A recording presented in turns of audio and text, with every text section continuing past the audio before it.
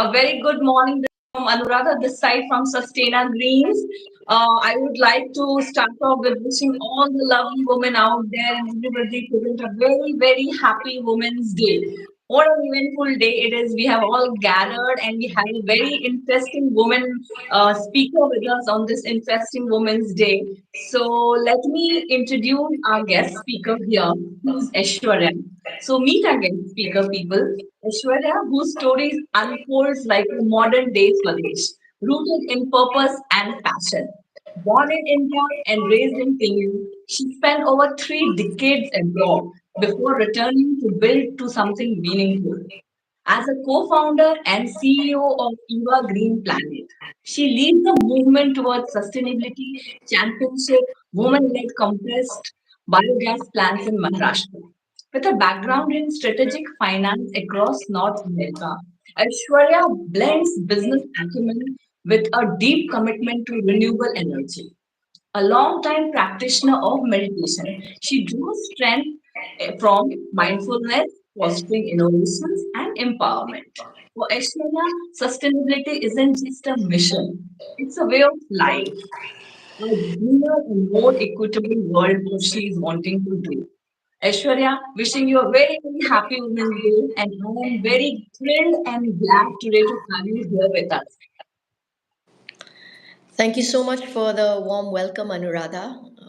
Happy Women's Day to you, to Sustaina Greens, and of course, everybody who's logged in to be part of today's session. And congratulations to Sustaina Greens for their second YouTube live on International Women's Day. I think you're setting precedents for something lovely, and hearty congratulations to you and your team. Thank you, Aishwarya, so much. And I can just see a lot of people are just joining in us here. So welcome people here, all the people, all the lovely ladies. A happy, happy Women's Day to you. And I would, before starting the session, I would like to just request each one of you, if you have any questions, feedback, perspective, please put it in the chat box. We will be taking it later in the session. So, Aishwarya, we are very, very excited to have you here with us. So, Likewise. I will not make my audience wait a lot. Let me start asking you a few things which will give us a perspective on your journey towards this journey that you have had, which is very meaningful and it is making impact. And we are wishing you and hoping you reach a larger heights. So, let me start, Aishwarya. So, as it is a Women's Day, so first perspective that I would like to know, as a woman leader in renewable energy, what inspired you to actually co-found Eva Green Planet, and what were the challenges? Definitely, there must have been a lot of challenges you must be facing, and how did you actually overcome them? So it's actually a long story, and it might take this entire session if I take you down the whole journey of how EGP or Evergreen Planet came into its being. But just to put it in a nutshell, journey started Sure. about 2.5 years ago. I was part of the International Climate Summit in Norway, Bergen, and through my philanthropic initiatives with the Art of Living Foundation, I was given this opportunity to participate. And that was my full blown exposure for the first time on the space of renewable energy, the environmental crisis that we're all a part of now and need to be a part of the solution to. And conversations there broadened my horizon as to what we can do. And I was very sure of the fact I wanted to come back home and do something. And that germ that got planted, or the seed that got planted that particular year in that particular summit, transpired now into Evergreen Planet. Of course, there are many people who have supported the journey, including my co founders, to be where we are today. Coming to your second question, the challenges. I think challenges are split into two aspects. One is the mental challenge, and one is the physical level challenge. So I'll talk about the physical level challenge because that's a little bit more superficial, I would think. It was just the transition from a developed country into a village in Maharashtra.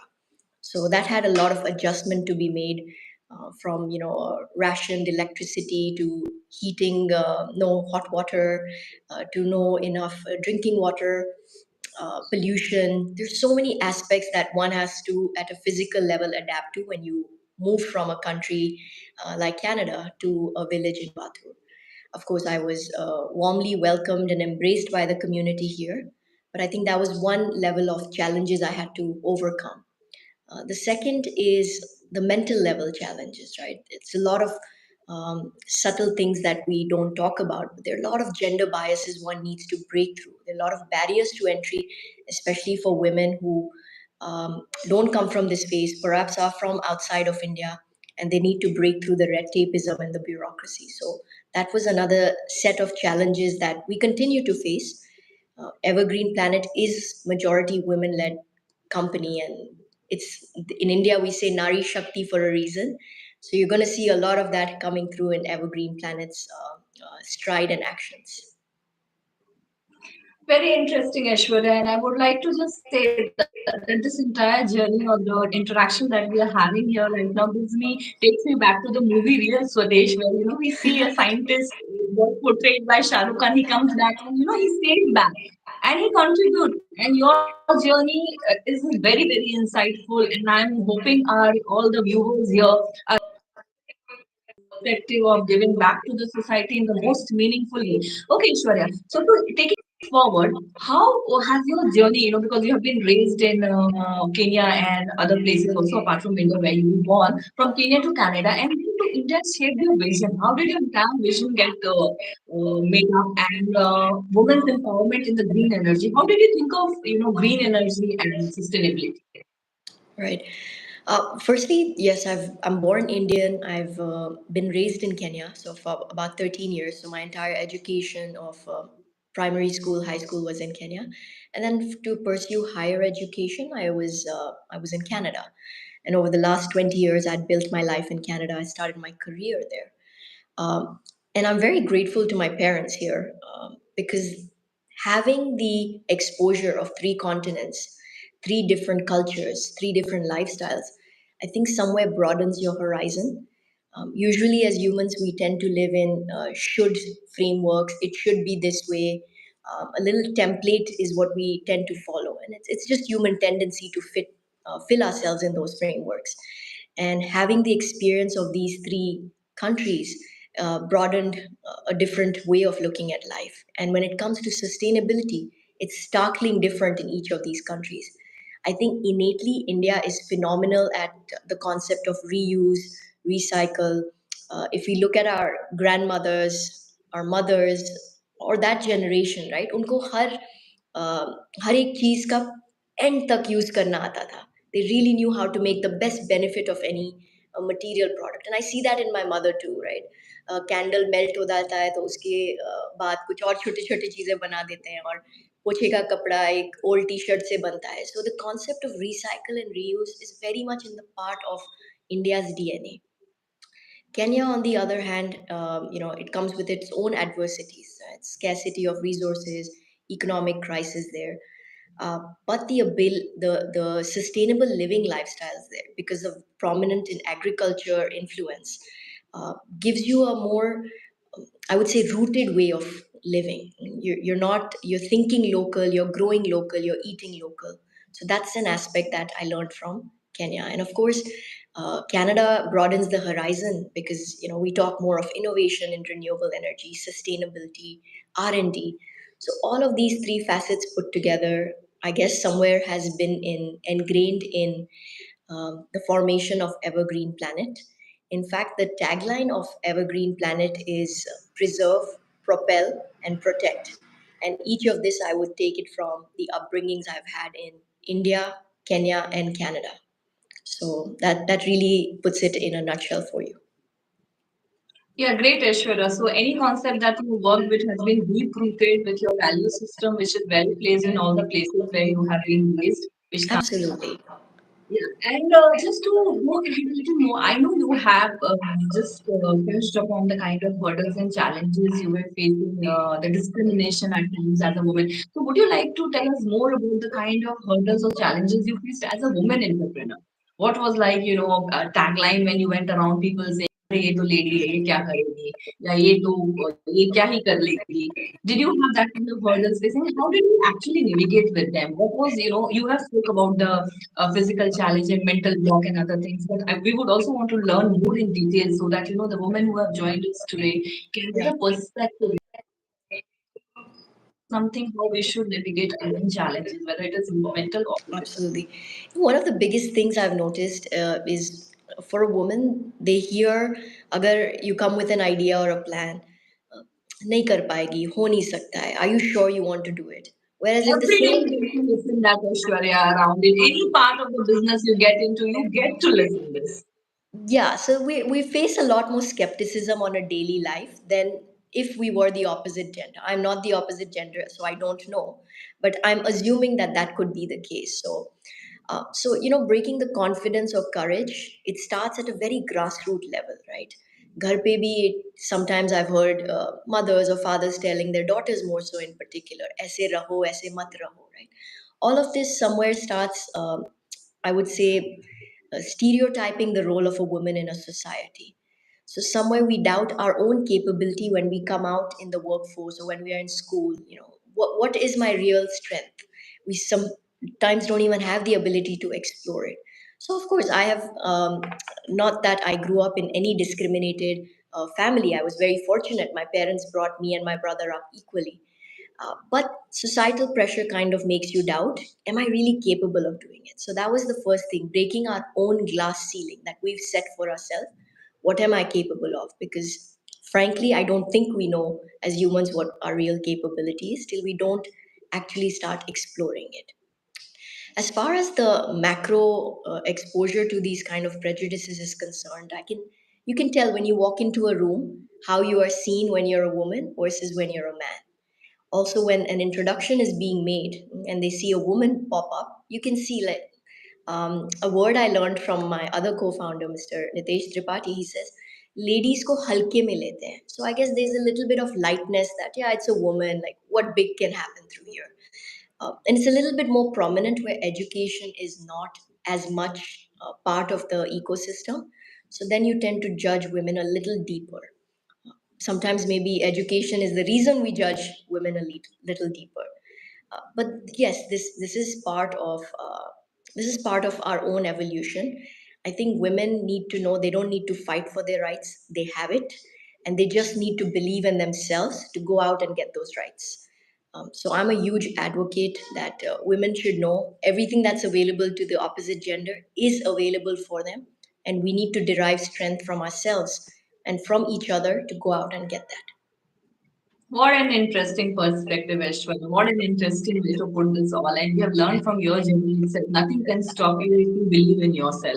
And this is for all the viewers here today. I would like to tell you that this is a journey which Ashwarya is sharing with us, where she has met with hurdles and challenges, particularly in reference to gender things, but she has come across a long journey, and all of us can do. So again, a reminder to each one of you, you can put in your questions and feedback if you would like. We will be taking up all the questions later in the session after we have the discussion with Aishwarya. So, yeah, Aishwarya, I hear you, and I think that the perspective that you're sharing, that each one of us are capable, provided we just know where we have to stand for our rights, and we should all be doing that. So, taking this discussion forward, Eva Green Planet is revolutionizing the renewable energy space. Very well, okay. So, how does your organization encourage women's participation in this entire sector? So to begin with, Evergreen Planet is majority a women-led organization. So when Yes. I say women-led organization, the foundation of this team is predominantly women. At the Yes. same time, when we talk about how are we integrating more, it's about the workforce element. Like at every level, we're trying to be more and more conscious as to how we can imbibe women and their skill set into our company. At the same time, we have to be very mindful because our hiring at a plant level is in a rural area. So keeping in mind the safety of the woman also precedes some of these hiring decisions. But yes, as a conscious effort, we try behind the scenes in an administrative role or on ground to see where we can imbibe women in the workforce within Evergreen Planet. Great, interesting. So you're all a woman team there with EvaGreen Plumbers, right? Same with Sustina. Sustina is also led by a woman, and this entire team is a woman-led team. Yeah. We are very excited on this journey together. So okay, so we have a lot of participation, and this is a woman-led team. So are you, there is some perspective for increasing the employment is your sector or this field I you want to actually lost the continue. question. You went a little mute for a bit. Okay, I'll repeat that for you again. Please.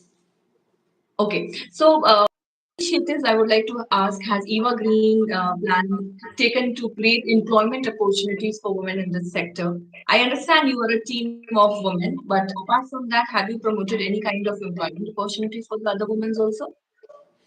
I think conscious and supportive hiring is the first step towards bringing women into the workforce. For the startup phase that we are in, we are very inclusive to both genders. Like I said, it is limited when you're hiring in a rural area, the kind of hires you're having, because there's an element of safety that needs to be accounted for. But I'm sure as we grow at the heart of it, the tagline remains, preserve, protect, and propel, and no better than a woman to take forward these three elements, because innately, when we talk about a woman, they have the ability to take forward communities, propel communities. No better than a woman to protect our planet and preserve the future generations. So, at the core of it, we say Mother Earth, because Mother Earth has those nourishing qualities that women carry.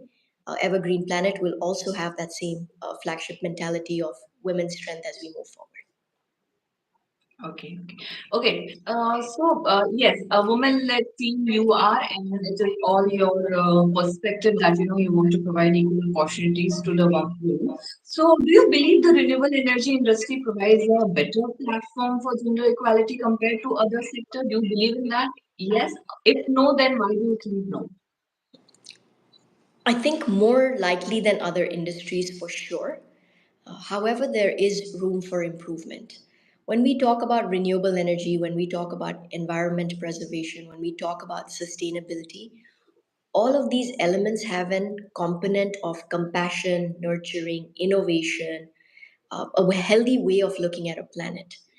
And again, these qualities in a woman naturally exist.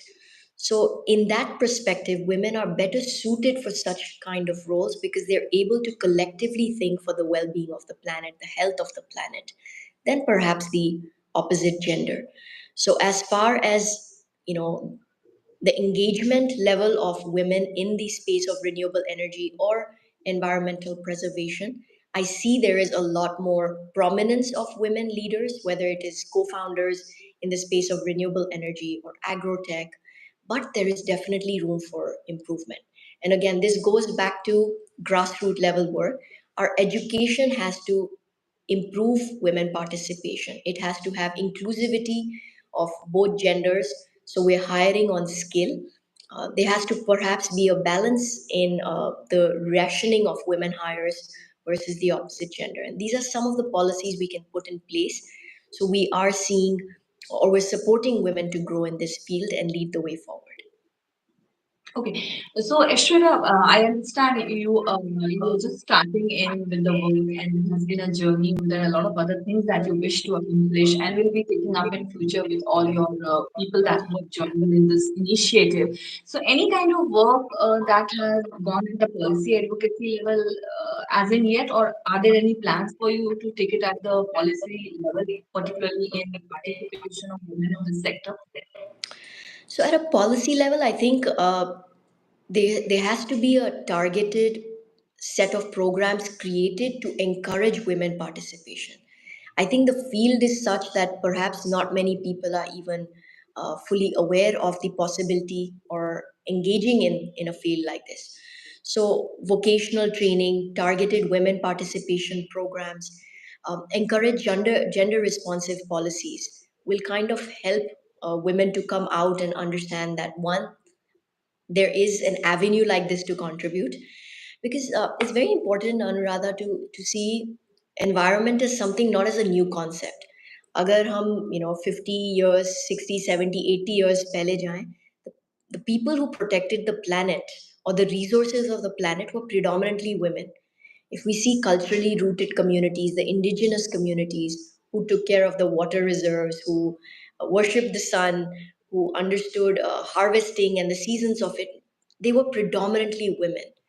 Something along the way happened where that took a back seat, and which is also where the deterioration of the environment began.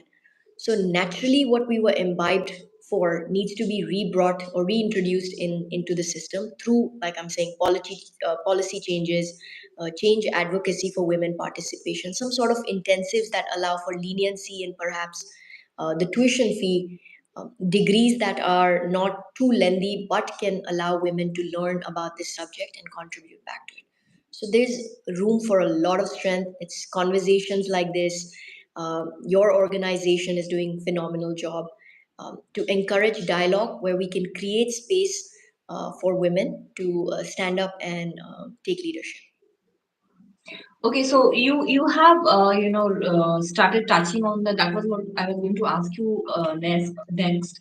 What are the kind of real skill or training programs that you would like to propose, or to suggest, which are necessary to encourage more women? I understand you just spoke about skill building and other things. Is there anything in particular you suggest or would encourage the women who want to be in this sector to have some kind of skill building or training session that they should be attending?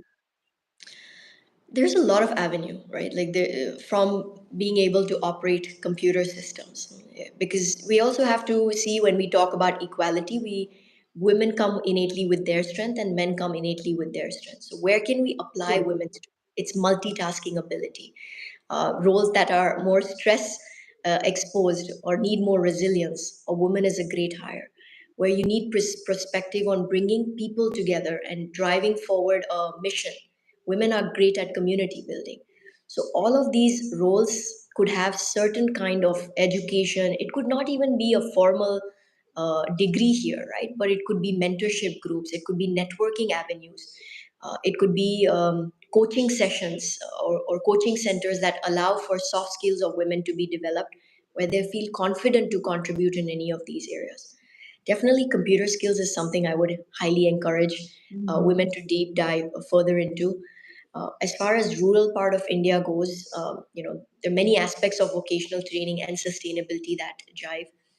I've read so many articles that show, where recycled plastic is being converted into other byproducts, and it's predominantly done by women-led entrepreneurs, or making using old cloth and making into some other refurbished material products.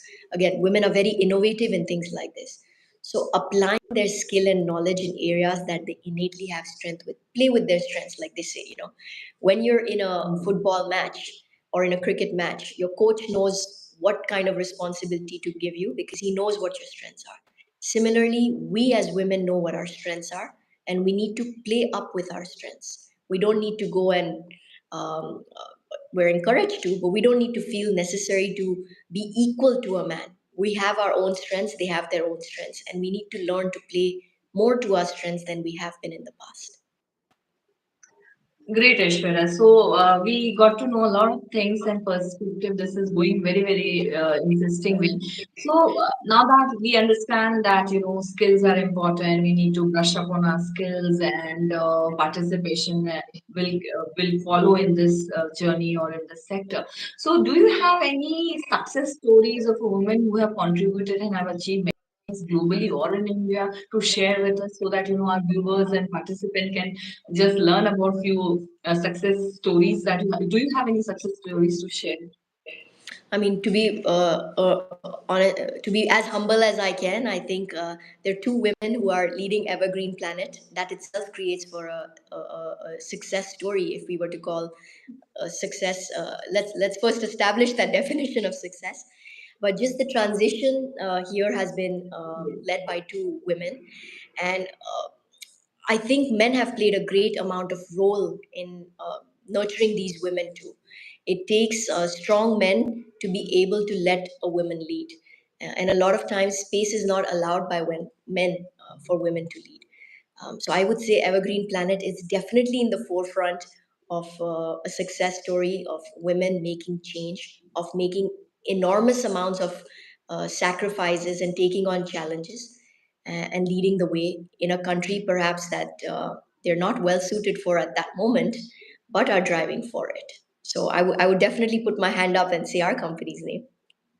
Surely, surely, Aishwarya, and I would like to sincerely congratulate you and your team who is putting in so much effort here. And I am really, really hoping you reach more heights from this. So, Thank you. now that we have spoken about the skills, we are talking about how men and women are partnered together in this journey, and also supported definitely in this journey to the women. So, how do you think the government policies better support women entrepreneurs and workers in the green energy and CPG group? Do you think the government policies are promoting this kind of entrepreneurs, women entrepreneurs? So this is a twofold answer, Anuradha. I think government policies in general in the renewable energy space are just about maturing in India. In fact, I would say about a year and a half ago, where the CBG biogas industry found policies to be a little bit more established and firm, which allows for players like us, who are, I would say, fairly medium size, to move forward and make an impact. So one is policies in renewable energy need to be a lot more firmer. And within Okay. those policies of renewable energy, the role women can play and the impact that they can create needs to be even more carved out and defined. Um, I am not going to take names here, but there are a lot of women just within India in the renewable energy space, in the government sector, that are leading the way and making ginormous amounts of impact. But of course, we don't talk about them because sometimes it's easier to forego of those stories. But they are good case studies within India, and India, in its mythology itself, if you see, is embedded in women empowerment. You look at Durga, defense ministry. You look at Saraswati. You look at Lakshmi, right? So the aspects of development, defense, finance, education are all led by women in Indian mythology. We just need to let that be in today's modern day world. When that happens, there is no stopping India. Forget renewable energy in all industries that we're talking about. Very, very interesting. This is must have been very challenging. I understand that, but it is so good and nice to hear that this perspective which you brought, that the major departments or the part is being taken in India by the woman. Woman is leading, and Isn't it so though? Right? very We say interesting. Nari Shakti, we know these portfolios that women manage, we say Mother Earth, but where are we really honoring the women on a daily basis? Do we just need one day of honoring, or do we honor ourselves on a daily basis? Do we need someone to honor us, or do we honor ourselves? I think these are questions that women need to sit with. We need to have a louder voice. We need to take on leadership. We need to be financially literate and independent. That will allow us to make an impact as a woman in any field, and of course, more so in renewable energy field, because sustainability is by nature the role of a woman, and they are fantastic at it. Okay, a time to pat ourselves. It is a time to pat ourselves, and we're so happy and glad moment Aishwarya is sharing all this, and all our viewers here, the participant. I can see a lot of you are putting your questions across. Please keep putting them in the chat box. We will be taking it later. I just have a couple of more questions to ask Aishwarya, and then we can take the question from the chat box. Okay, so we very well heard about your perspective on government policy. So would you like to, though you have just brushed up on this, but would you also specifically like to say anything, advice to the policy makers to make renewable energy industry more inclusive for women? Would you like to give them any advice, particularly? I think one is the scale at which we can operate. A small scale entrepreneurship, especially women led small scale entrepreneurship, needs a definitive niche, needs a policy of its own. This will allow women entrepreneurs to not have to make too many family related sacrifice in order to pursue a venture. So that would be one. Second would be, the access of these kind of forums needs to be a lot more prominent for women. um, it's easy for a man to have a family, go away from it, go work at a plant and come back. But it's not as natural for a woman to do it. So the elements that they can operate from home that can support the renewable energy space, again, it comes back to vocational training, or it could be support that's behind the desk, that's R&D related, innovation related. We need to have small scale laboratories or research centers that bring women together where they're able to brainstorm. And then that innovation is applied in a small scale circular economy. I think one is, yes, we need to make, but just within our communities, if women are able to play their role to their full potential, then that itself, these small scale economies will add to the larger good of the large scale circular economy. Great, very, very interesting. So I'll just put up my last question here, and then you can take the questions coming up. Lot, many questions are there coming up in the chat box for you, Aishwarya. People, I think, it's very interesting to see all these. But we'll be taking only last question for you, Aishwarya, from my end. What steps can company or the startups or the communities take to ensure more women become leader in the sustainability and energy transition? I mean, the startups. There are a lot of startups which are working on this. So any kind of steps that they can take. Sorry, so what's the question again? How can? What steps, particularly we are talking a lot about, policy, we're talking about how women has to build up her skills, but particularly in reference to the startups and, the community or the companies, what step they should take that, so that, more women become leaders, so that they become the leaders in sustainability journey. We have built up our skills. Okay, the government policies are there, but is there anything that the companies can do, the startups can do, so that women become a leader in this journey? So, for a woman to really imbibe the strength, first, companies hire on the base of skill, right? So, before we jump to what a company should do, it's again, it goes back to women need to take ownership of some of the educational choices they can make. So, I would go back to the government saying, how you provide quotas for education. There should be specific quotas for women led education, and more so, particularly in the renewable energy space or spaces where you want to see transformation happen. Women should be given a certain kind of privilege to be able to take benefit. It's a scholarship, it could be additional financial aid. There are many sorts of things you can do to first get women educated in that field. Second, once they're educated, the hiring makes a big difference. Sometimes hiring is very gender biased. So corporates should come up with a gender equality responsive mechanism in the hiring process. At least commit to a certain percentage of women workforce, whether it's 40%, 50%, nothing like it. Sustaina Greens obviously has made a conscious decision, which is why there are more women in your workforce, in your team, than they are men.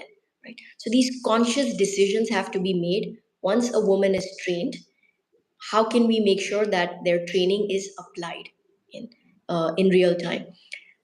Third, the government can do, so keeping aside the corporates, is making sure that leadership positions also have these kind of ability where women get to play a portfolio that can make a transformative impact in the global economics of that particular country. So identify 3 4 ministries and make sure that they have an economic impact, and make sure that women can perhaps lead those.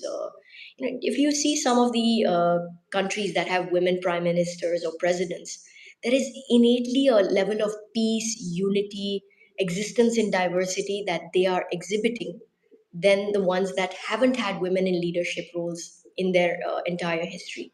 So I think women play not only a role in corporate development, but also harnessing and harboring peace within the countries. And for the world that we're living in today, I think we need more peace than anything else. Because once there is peace, prosperity, whether male or female, is just a byproduct of it.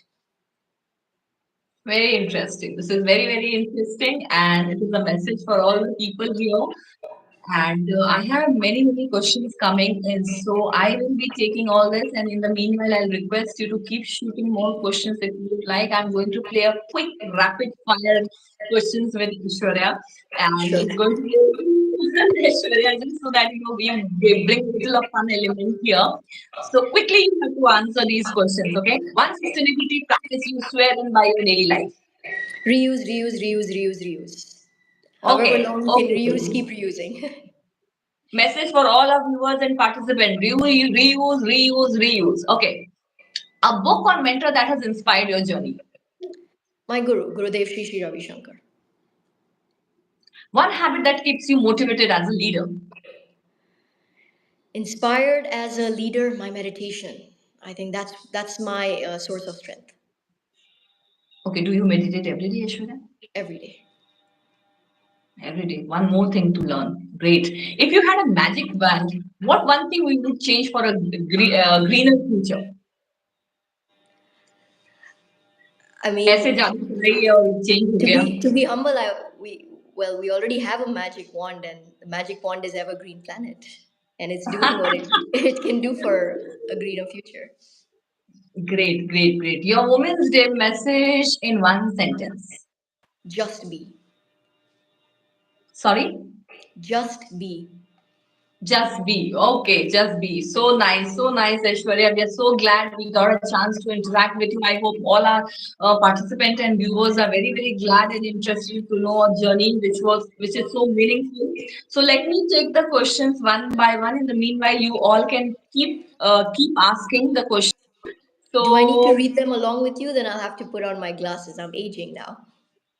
do you want me to read that?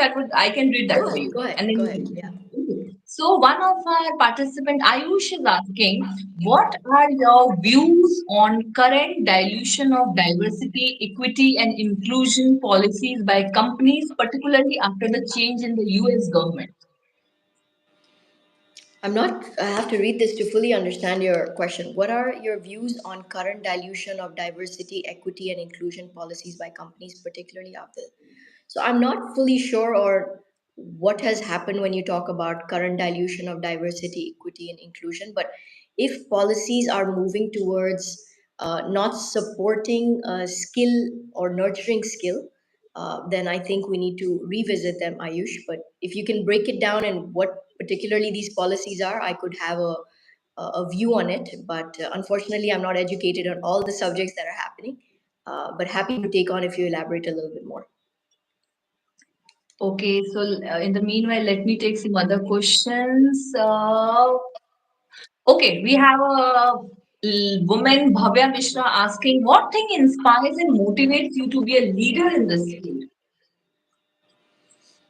Uh, what inspires me is knowing that every human is born to make a difference, and knowing that each one of us is able to make that difference on a daily basis, bringing a smile on someone's face or being able to impact someone's life socioeconomically is enough of an inspiration.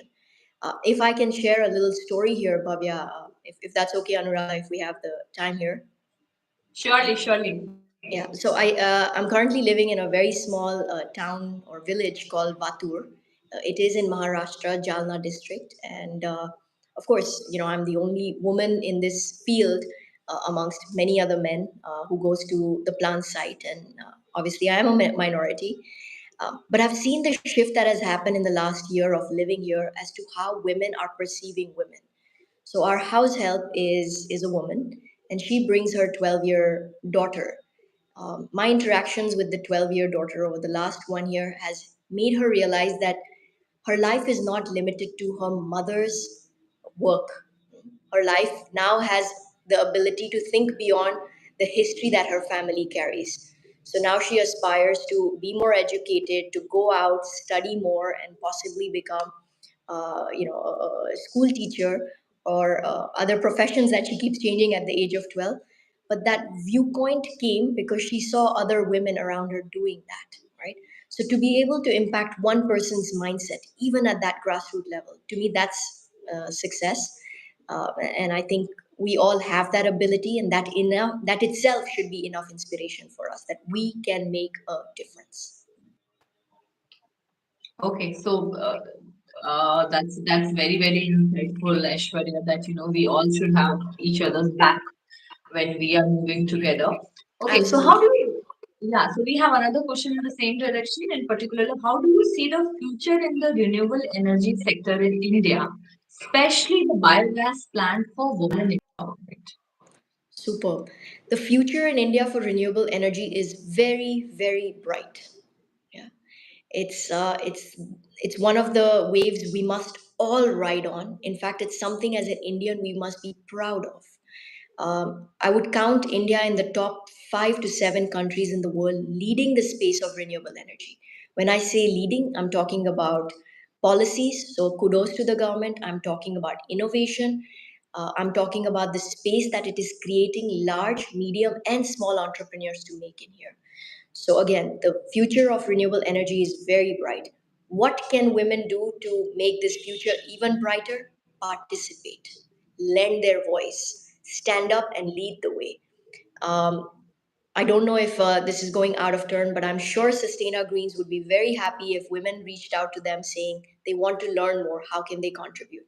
I'm going to speak on behalf of Evergreen Planet 2 today. Our doors are open for any woman or men who want to lead in this space. And if there's a leaf or two from our book that you can learn, please, we would be happy to share it.